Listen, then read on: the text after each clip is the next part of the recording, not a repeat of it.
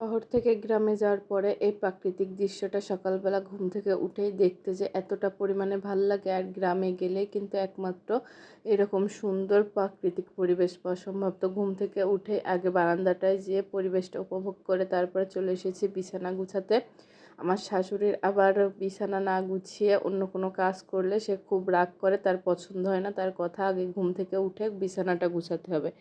তো আমিও যেহেতু তার গ্রামের বাড়িতে গিয়েছি, তার কথা মতোই চলার চেষ্টা করি। আর দেখুন, ঘরের পাশে আমাদের একটা কবরস্থান আছে, যার কারণে এই ঘরটায় রাত্রিবেলা আমার একা থাকতে প্রচণ্ড ভয় লাগে। আমি একা কখনো থাকি না। তো অনেক কাজ করে নিয়েছি। সকালবেলা উঠে নাস্তা বানিয়েছি, রুটি, ডিম পোস্ট, পটল ভাজি। আর বানানোর পরে আমি এখন নাস্তাটা করে নিচ্ছি। তবে রুটিটা আমার আগাগোড়াই খেতে ভালো লাগে না, তার জন্য আমি ভাত খেয়ে নিচ্ছি। আমি আর আমার শাশুড়ি একসাথে খেতে বসেছি। তো সকালের নাস্তা করে অনেকক্ষণ শুয়ে থাকার পরে এখন তরকারি করছি। আর কি ভাবছেন, শাশুড়িকে দিয়েই সব কাজ করিয়ে নিচ্ছি? আর সব কাজ শাশুড়ি করবে না, আসলে আমি সকালের নাস্তা বানিয়েছি একা একা। তো দুপুরের কোটাকাটাটা আমার শাশুড়ি করে দিয়েছে, আর রান্নাটা আমিই করব। দুইজনে মিলেমিশে কাজ করলে কিন্তু কারুরই কোনো কষ্ট হয় না। আর আমরা গ্রামে গেলে শাশুড়ি বৌমা দুইজনে মিলেমিশেই কাজ করি, যেহেতু আমার ছোট একটা বাচ্চাও আছে। আমি কোনো কাজ একা সব কাজ গুছিয়ে করতে পারি না, সে কান্নাকাটি করে, তার কারণে আমার শাশুড়িও আমাকে কিছুটা করে দেয়। তো সে সব কুটাকাটাগুলো করে দিয়েছে, আর আমি এখন রান্না করে নিচ্ছি। রান্নাটা খুবই তাড়াতাড়ি করছিলাম। আর দেখুন, আমাদের রান্নাঘর দিয়েও কিন্তু একটা মাঠের সুন্দর বাতাস আসে বা সুন্দর একটা দৃশ্য দেখা যায়, ভালোই লাগে। আর এইদিকে দেখুন, এই ছুঁচো বিড়ালটা আমাদের পাশের বাসার, সে শুধু এই যে বারান্দার একটা ছোট্ট ছিদ্র দিয়ে আমাদের বাসায় চলে যাচ্ছে। আর আমার ছেলে কাঁদছিল, ভয় পাচ্ছিল, তার জন্য ওকে আটকে রেখেছি।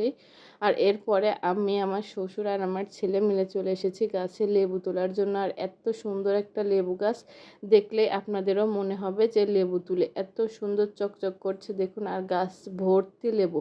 তো এখান থেকে আমরা বেশ কিছু লেবু তুলে নেব।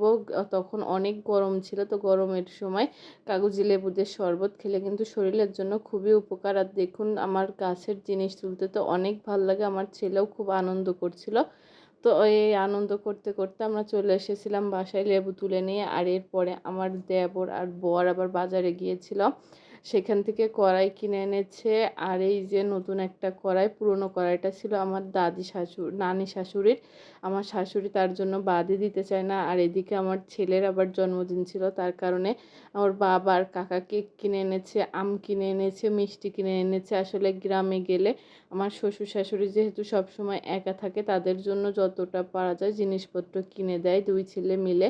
আর বছরকের ফল একদম গ্রামের ভিতরে যেহেতু পাওয়া যায় না, তাই একটু শহর থেকে কিনে এনে দিয়েছে। খেজুর খায় আমার শ্বশুর আর শাশুড়ি, তাদের লো প্রেশার, তার জন্য খেজুর এনেছে, আপেল, লিচু, মানে যত রকমের ফল বাজারে পাওয়া গিয়েছিল মোটামুটি সবই এনেছে।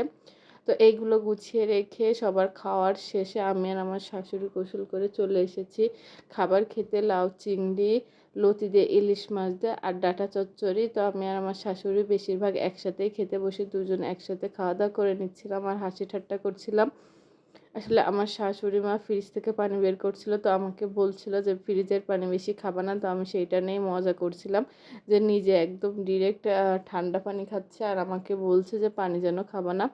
তো এইভাবে খাওয়া দাওয়া শেষ করে বিকালের দিকে ওই যে বলছিলাম কেক আনা হয়েছে আমার ছেলের জন্মদিনের জন্য, তো সেই কেকটা কেটে নিচ্ছে দাদি আর পুতা ছেলে মিলে। আসলে আমার ছেলের জন্মদিনটা কিছুদিন আগেই ছিল, ঈদের। তো আমার শাশুড়ি বলেছিল ওইখানে যে পালন করতে বা কেক কিনতে, তার জন্য ওইখানে যাওয়ার পরে একটা কেক কেনা হয়েছিল।